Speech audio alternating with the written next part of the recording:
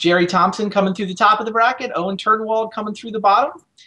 Owen took out Andrew Cuneo, who had a pretty interesting teamer ramp deck. Kind of a new brew. I don't know. For me, that was the craziest of the 8 deck lists. I mean, I think it would have been the craziest of the 8 deck lists, even if it wasn't Andrew Cuneo showing up to play with it. But didn't exactly work out for him. So maybe it certainly loses some sweetness points for that.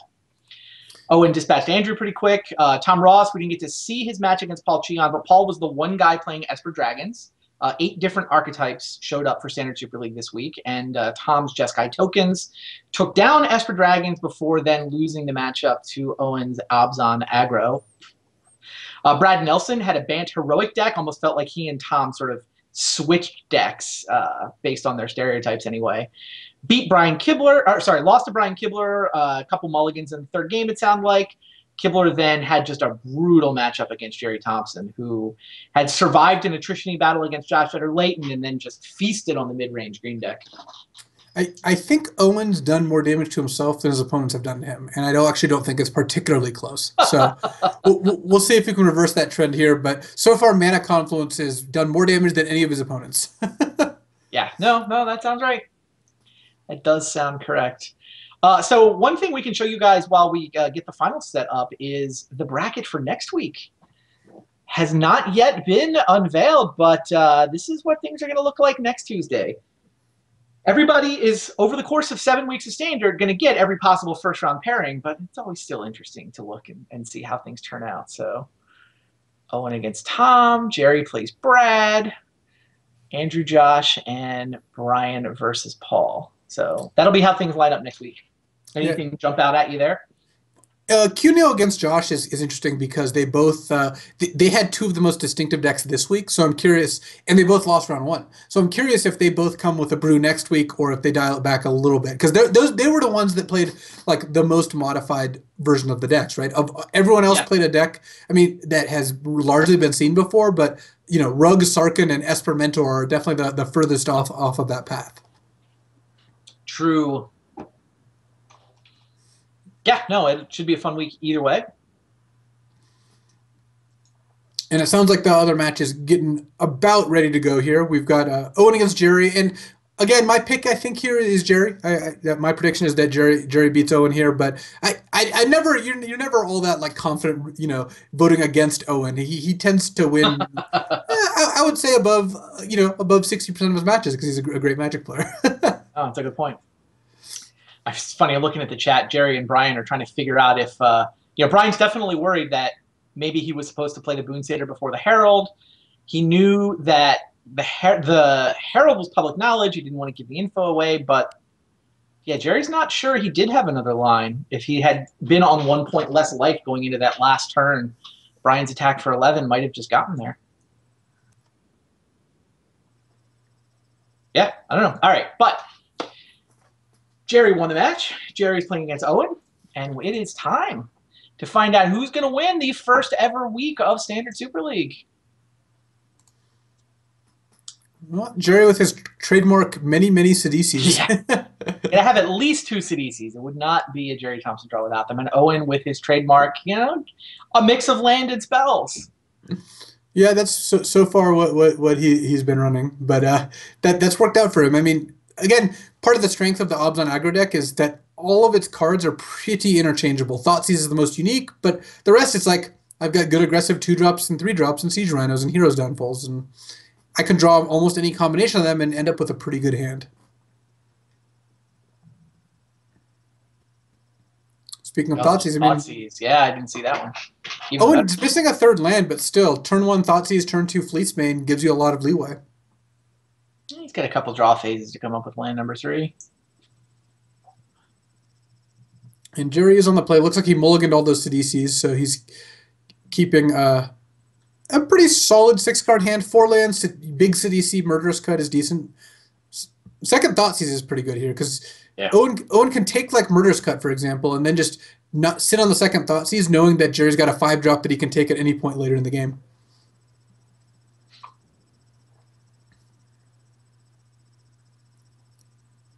So it seems pretty clear that you should take Murderous Cut here. It's the better card, and again, locking Jerry into having a 5-mana card in his hand is pretty nice. Makes sense to me. That is what Owen decides to do. And Owen found the land, so yeah, Owen might just be, steamrolling Jerry here. If Jerry doesn't draw a spell this turn and Owen goes Lion into Inoffensive, that's pretty good. Though, drawing Murderous Cut's pretty nice, because now Jerry can sack Delta, gets 2 cards, and cut a Lion or the Inoffensive. Looks like Jerry may main phase Murderous Cut here. One of the advantages of doing this main phase here is instead of waiting and getting destroyed by something like Valorous Stance, he just gets to kill the line right away here. Though, taking a look at the decks, it looks like Owen does not have Valorous Stance in his main deck. He doesn't. So Jerry may not have studied the list to quite that specificity. Yeah, these guys do now have access to each other's deck lists, but like you say, they haven't had a whole lot of time to study them. And Fenza is Owen's turn 3 play. So it's actually kind of interesting. Jerry might Thoughtseize here because, 4/6 Death Touch Sidisi is pretty good at just locking up the board. Yeah, I mean, it's that or Brimaz. Seems like the Thoughtseize.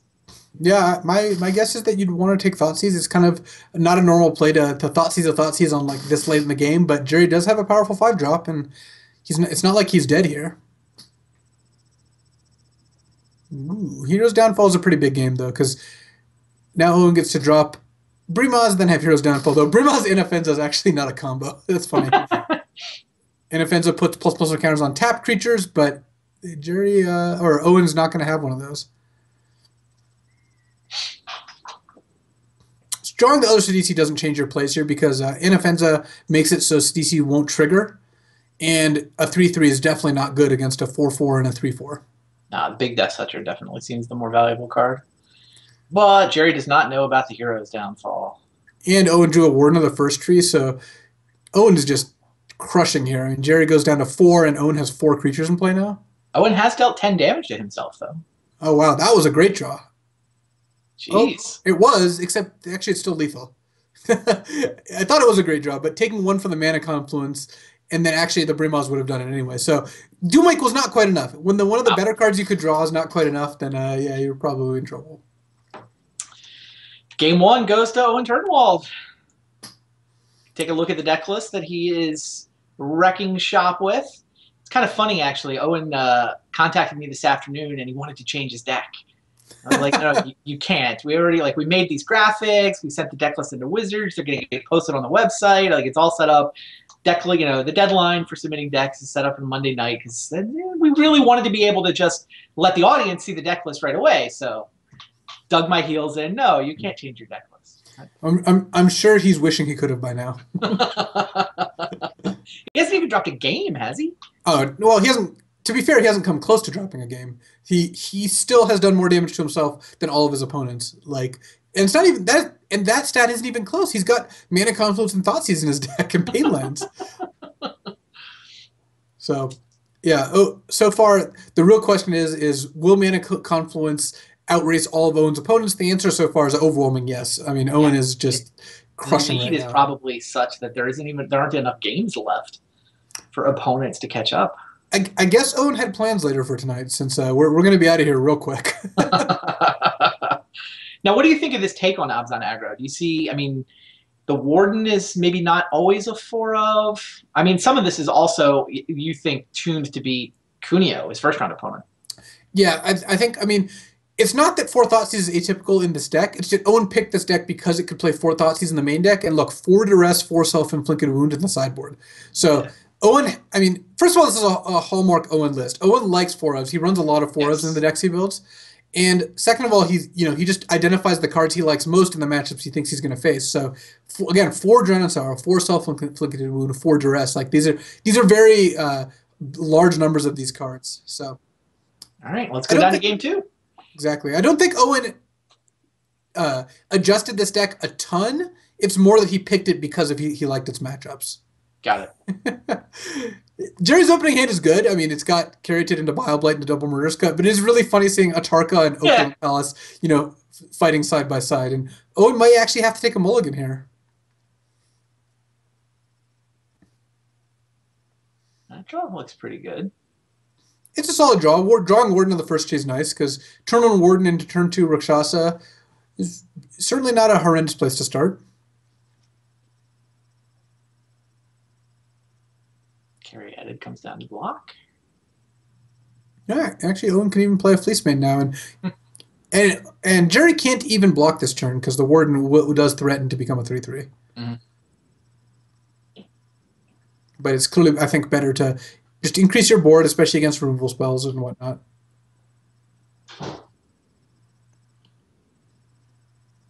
So Jerry has his option of removal spells here. He could play the Whip, but it doesn't really seem like that's valuable. My guess is it's better just to like Bile Blight the Lion or potentially even the Warden, though the Lion seems like it's more threatening at this point. And then that sets you up for casting Murderous Cut next turn. The idea being to, at this point, survive until 7 mana and just cast a Tarka.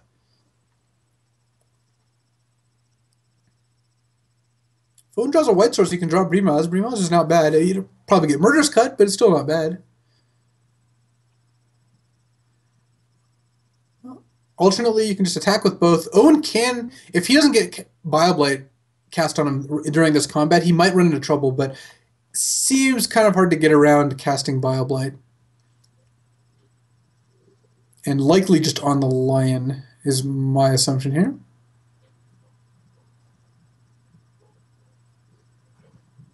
You could, if Jerry wanted to get ambitious, he could block the Warden, and then, and if Owen pumps, then you go ahead and Bile Blight. But I don't think that makes that much sense because Owen just passes, and then you take 3 from line. Whereas this way, you just get to take 1. I don't think Owen's going to respect a second Bile Blight either. I think Owen's just going to play the second Warden here. Pumps the first Warden. Does indeed play the second. So Jerry can start hardcasting Murderous Cuts here. Jerry, he would like to draw spells, but if he draws a couple lands, then he can play a Tarka. He's not in a terrible spot. Owen's draw is humming pretty nicely here.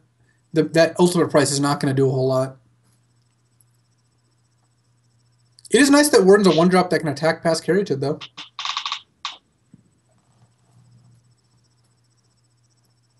Owen tapping such that he takes the least amount of damage from his lands here. And time for Murderous Cut number 1. So Jerry's going to take 3. Owen's going to play Rakshasa. If Jerry doesn't draw anything, I kind of imagine he just kills the Rakshasa. Wow, that was one of the worst cards he could draw, unfortunately for him. The second Atarka, when the first one will probably lock up the game, is usually not a good plan. So I think that even though you might be able to bait Owen into tapping out, just killing the Rakshasa it's the safest play, just because that card does end up keeping up regen mana and being a lot more annoying to deal with later.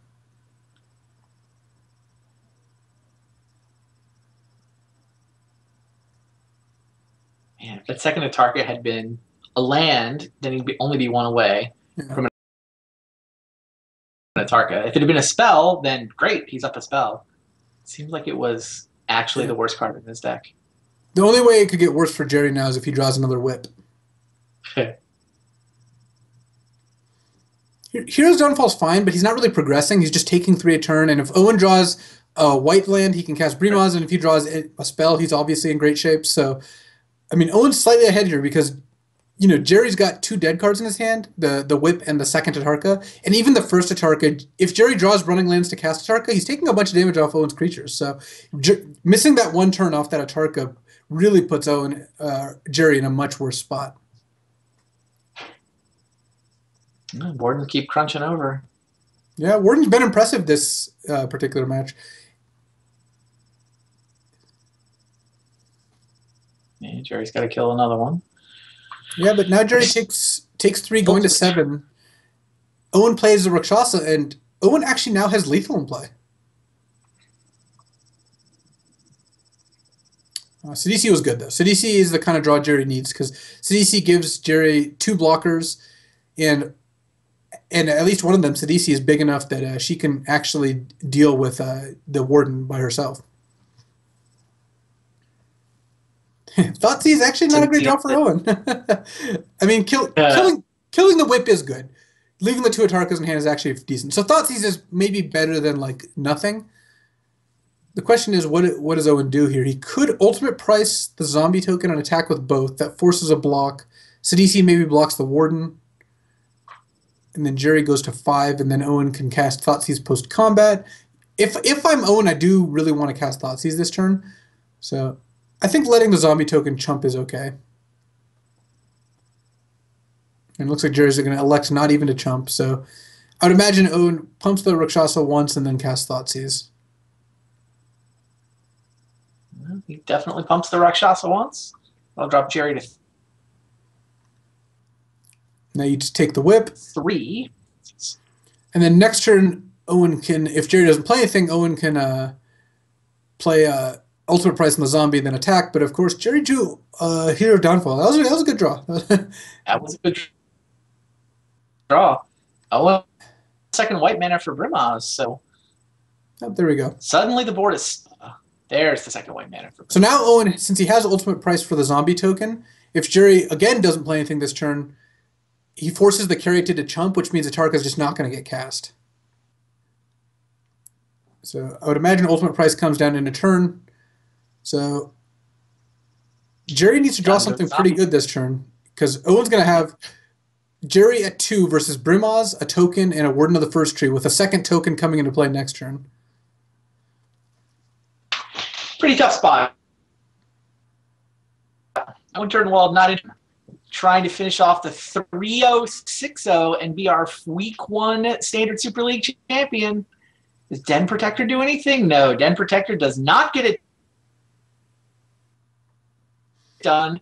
Congratulations. 30 points. He'll be in first place in the standings. 1 points, hanging out in second.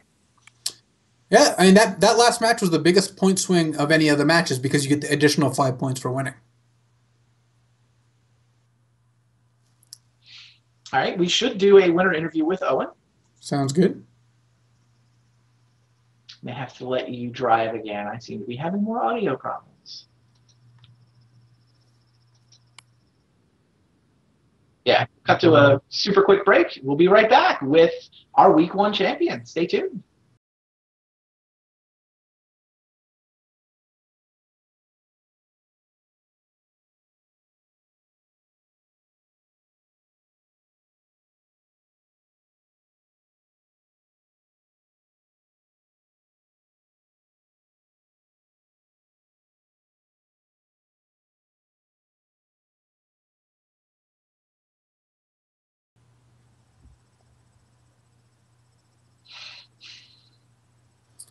Hey, Owen. Congratulations. Thank you. So do you regret not being able to switch your deck at this point? Well, as it turns out, my deck was an extremely good choice. Almost all good matchups. I actually thought my matchup against Jerry in the last round was not going to be good at all, but I had wonderful hands. That was my prediction as well, but I don't know if you could beat his double Atarka hand. So.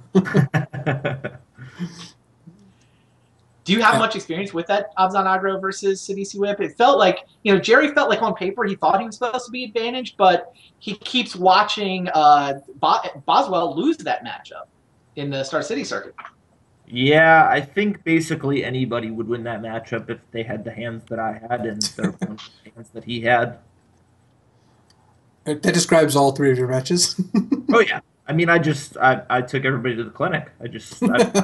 Well, I mean, my games were just not very close. I always had great hands. My opponents always had okay hands that did not match up well. I mean, I think I had a good deck, good matchups, and great draws. And I mean, it's a pretty good combination.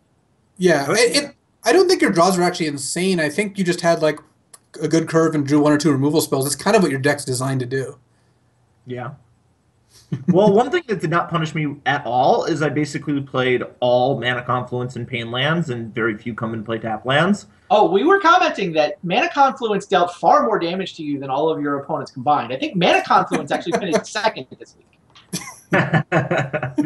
Yeah, it's Mana Confluence is great when everyone plays goofy mid-rangey decks. Like, was there even a 1 mana card in anyone else's deck except for like Thoughtseize? Yeah, Bob's, he's like, I had Warden of the First Tree, and that was the only 1-mana creature in any deck. I mean, I guess there were some Elvish Mystics, but Yeah, there was the most aggressive deck. I mean, after yours, I guess. I mean, there's heroic. Brad was playing a band heroic for a couple minutes, and there was, I guess, just got to it. Oh yeah, I would have loved to play against that deck. I had 4 self-inflicted wound. Yeah, a metagame call against Cuneo, but applicable against most of your opponents, actually. Oh yeah, I mean, I actually it was debatable whether or not I should bring them in against Jerry. He had Courser and Sidisi, which it kills and you get some kind of benefit, but it just seemed too bad if I ever have to make him sacrifice Seder Wayfinder. Yeah. But killing Sylvan Caryatid and dealing 2 damage is not nothing. Yeah, definitely.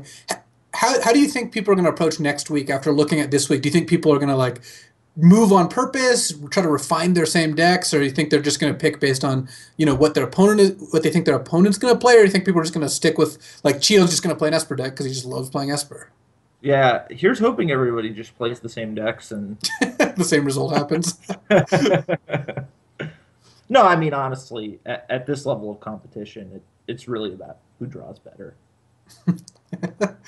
I would say that picking the right deck helps too. Oh, it doesn't hurt, no. I mean, I think that even though Cuneo did, move off a control deck partially because he thought you would assume he was on one, like he had fine draws and your games were not very close. No. I mean, yeah. He played a Teamer Ascendancy in one of the games. That is real. That Teamer Ascendancy is real. Everybody saw it. I was surprised it was in his deck, well, at any point, but also post-board. Yeah. Is that a deck he had in testing for the Pro Tour, or is that just crazy out of left field brew? No, that was a deck that we considered, and Sarkhan Unbroken is legitimately a very good Magic card, and Teamers was a fine deck, but ultimately got dismissed for certain reasons that I can't remember. Has Savage Knuckleblade ever been a competitive Magic card? Didn't Pat Cox top 16 or top 32 Modern Pro Tour with it? It is true. He did. I suspect it has less to do with Knuckleblade and more to do with Wild Nacatl. Yeah. Well, yeah.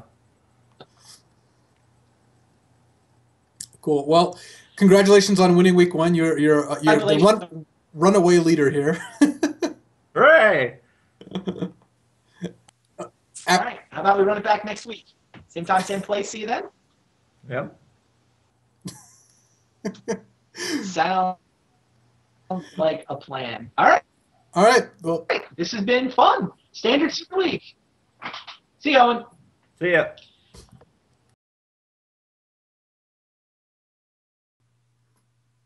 Bracket for next week. See where we're going to be. What will happen? Come back same time at same place next week. Owen will be taking on Tom Ross in the first round and possibly having the rematch against Jerry Thompson this time. I expect to see how Jerry does against Brad. Andrew and Josh, the 2 biggest brewers from this week will be paired in their first round, and then Brian Kibler against Paul Cheon.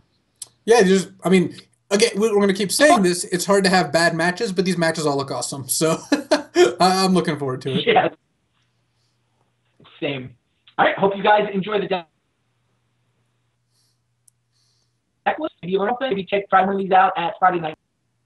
Yep. We will see you guys next week. Take it to the Grand Prix. Thanks for enjoying week 1 of the Standard Super League.